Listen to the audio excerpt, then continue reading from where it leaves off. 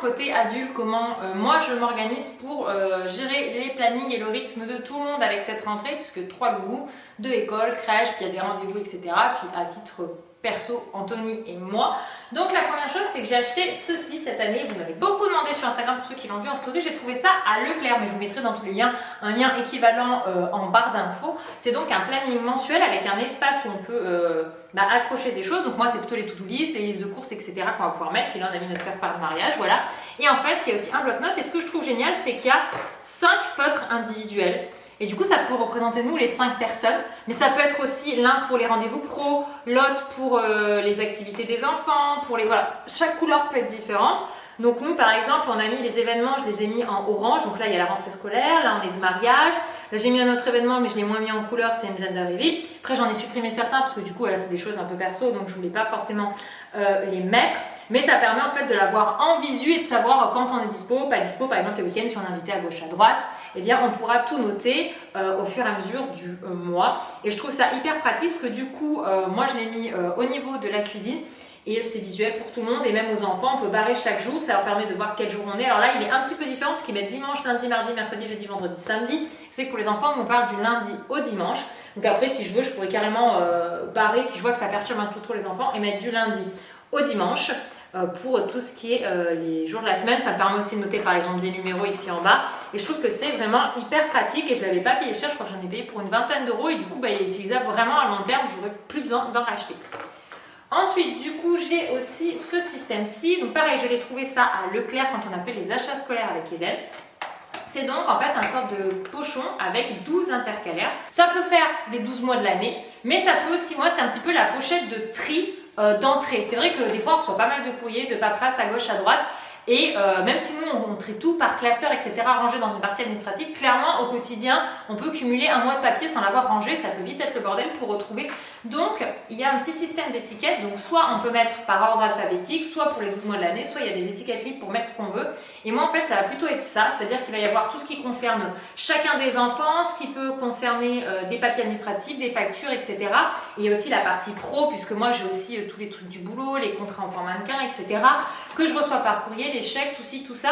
Ça me permettra d'avoir cette pochette à l'entrée. Dès qu'on reçoit du courrier, si j'ai pas le temps de le traiter ou pas le temps de le ranger, je le range dans cette pochette et je trouve que c'est hyper pratique parce que du coup, même si des fois on cumule 1, 2, voire 3 mois, voire plus suivant comment on est organisé au niveau administratif, on retrouve assez facilement et voilà, j'ai trouvé ça vraiment top comme organisation. Ça peut aussi servir pour les 12 mois de l'année, par ordre alphabétique, ça c'est vraiment à vous de voir, mais je trouve que ça c'est vraiment top pour faire une année.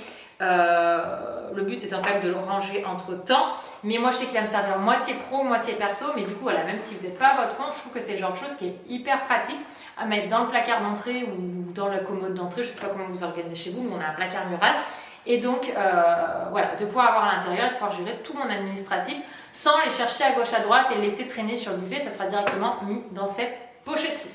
Ça, ce sont les deux choses visuelles à portée de main qu'on a au niveau organisation.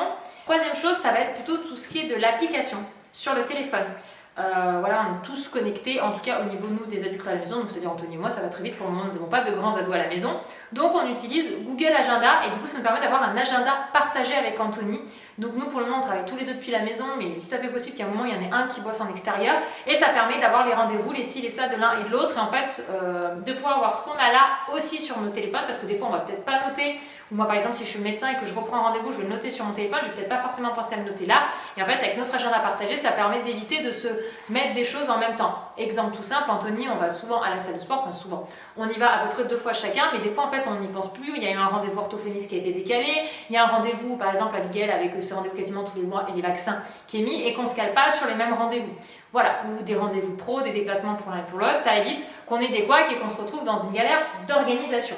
Donc du coup, on utilise Google Agenda qui est totalement gratuit. Sinon, qui est vraiment pas mal si vous avez des enfants qui sont plus grands, c'est le Family Wall. C'est une application que j'ai installée et qui permet en fait de travailler sur différentes choses parce qu'on peut aussi mettre tout ce qui est les recettes de cuisine, les emplois du temps individuels, les calendriers, les repas, des listes, etc. Enfin, il est vraiment très complet. Moi, je l'ai pris en option gratuit. Donc pour le moment, j'ai pas toutes les options, etc. Mais du coup, on peut aussi être plusieurs à l'avoir au niveau familial et ça permet en fait de pouvoir gérer vraiment tout l'aspect, voilà, les courses, les aspects des plannings de chacun. Et chacun peut, voilà, quand les enfants sont ados ou plus grands et qu'ils ont un téléphone, ça dépend à quel âge vous donnez accès à un téléphone portable à votre enfant. Mais ça, je trouve que c'est hyper pratique. Donc c'est pas du tout une collab, c'est dit à titre totalement spontané, comme on peut si bien dire, et je le trouve vraiment pas mal. Donc si vous avez des grands enfants ou voilà, vous êtes par exemple, j'en sais rien, à votre compte et vous avez différentes personnes avec qui vous travaillez, eh bien ça peut être aussi pas mal, ça gère les différents trucs, vous pouvez avoir différents plannings en fait avec différentes personnes.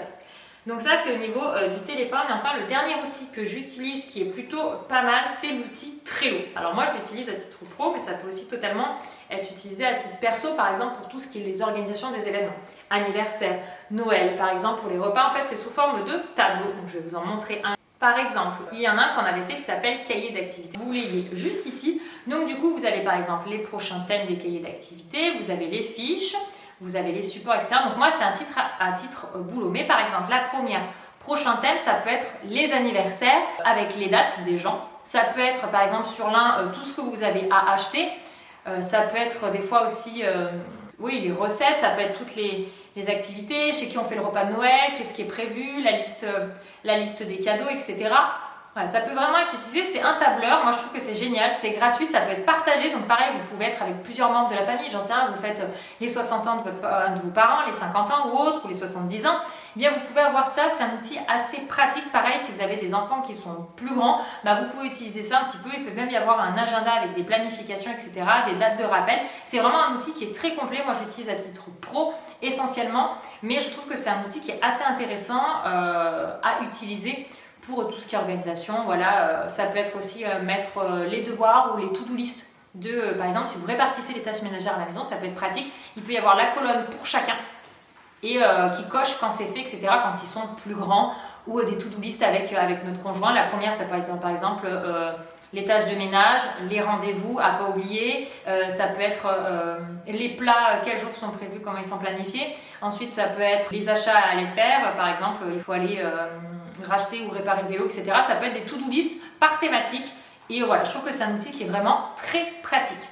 Donc voilà, bien sûr, je vous mets tous les liens en barre d'infos comme d'habitude pour ce qui est besoin. D'ailleurs, n'hésitez pas, là on est tout début septembre, je ne sais pas exactement quand est publiée cette vidéo encore, au moment où je la tourne, mais n'hésitez pas à déjà regarder pour les inscriptions si vous faites des activités périscolaires à vos enfants. Il y a des périodes où il y a des rencontres, des essais gratuits, etc. Donc n'hésitez pas à proposer à vos enfants, si vous voulez qu'ils puissent faire une activité périscolaire, eh bien c'est le moment d'en profiter pour aller inscrire vos loulous. Donc voilà, j'espère que cette vidéo vous aura été utile, vous aura donné des idées. N'hésitez pas à partager vos astuces en commentaire et à très vite dans une prochaine vidéo.